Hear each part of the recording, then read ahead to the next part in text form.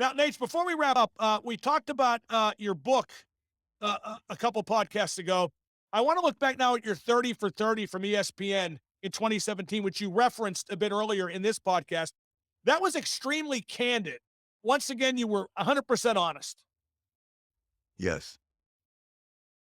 How do you look back at that? What do you think of it now? Well, I have people tell me every day they think it's the greatest thing they ever saw. Um, there's two ways that Rory had an opportunity to produce it.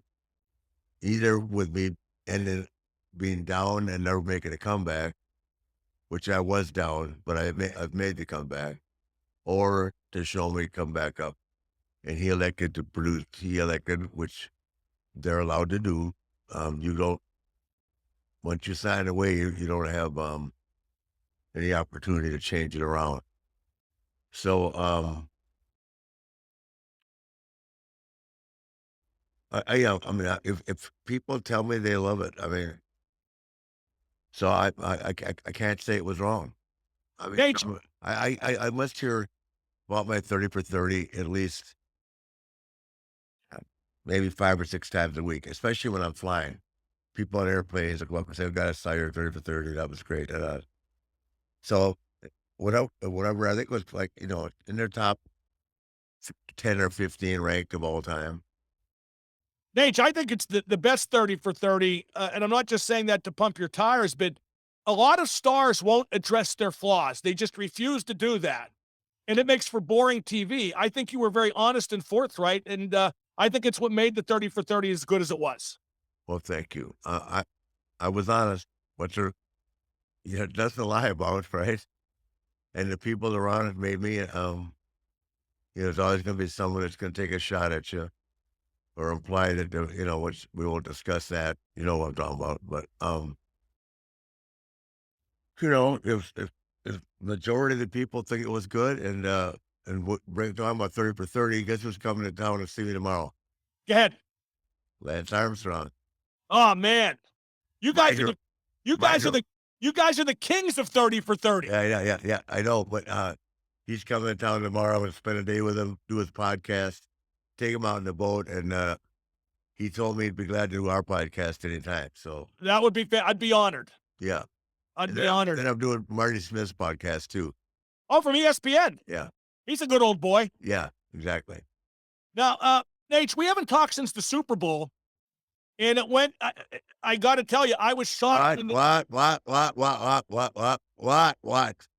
I was shocked when What? I was shocked when the team you picked won. That's all I got to say. Well, I don't pick. If I've ever picked the wrong one, Yes, all the well, time. finally, the H boy is in the And house. what? It was a great game, wasn't it? God, it was phenomenal. Joe Burrow is the man. God, I love that kid. He'll be back. Of He'll be course he back. will. Of course he Al- will. Although you hope because Dan Marino never was. Yeah, but I actually believe that for the first time that maybe Mike Brown sees the errors of his ways and will really start spending some money on talent. Well, they have huge cap space to work with this offseason. I know.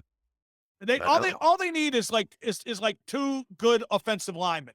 Yep. If they get that, they'll be a force to be reckoned with for years to come. And they got to keep that number 30. They're going to franchise tag him, the defensive back. Oh, right. Yeah, I forget his name too, but yeah, Yeah. he's awesome.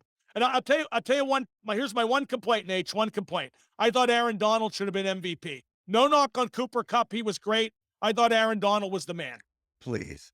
He is the man. Come on. I text Aaron, you should be, I text him, I said, brother, you're Lawrence Taylor all day long.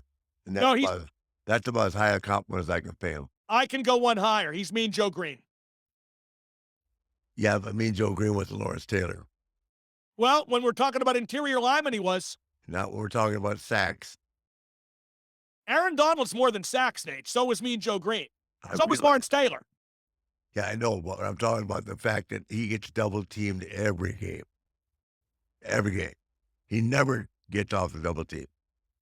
Well, I think the tiebreaker should probably be. When you had me and Joe Green, you look at the rest of your team. That team, look at the linebackers you had. My God, they don't. The LA doesn't have all that. Yeah, I don't know. I'm just for me. Listen, quit giving me your Pittsburgh Steeler bullshit. Hey, I'm glad Aaron Donald won one ring. He's from Pittsburgh. Give him his due. I always do. He's been on my show. Well, By the good. way, when you talk to him, he's a great ping pong player. Bring that up. Ask him who his favorite rap star is. Who Me. is it? You for what it's worth, Nature, my favorite rap star as well. What did you think of the halftime show? God was great. Snoop. My God. Snoop was absolutely fabulous. I love You know, you're pretty cool for an old guy. Anybody ever tell you that? I'm damn cool. Nate, great stuff as always. We've done it again. Nature Boy Ric Flair, Mark Madden, Woo Nation Uncensored. Thanks to everyone for listening, and we'll do it again next week. Tell him, Nate. Love it.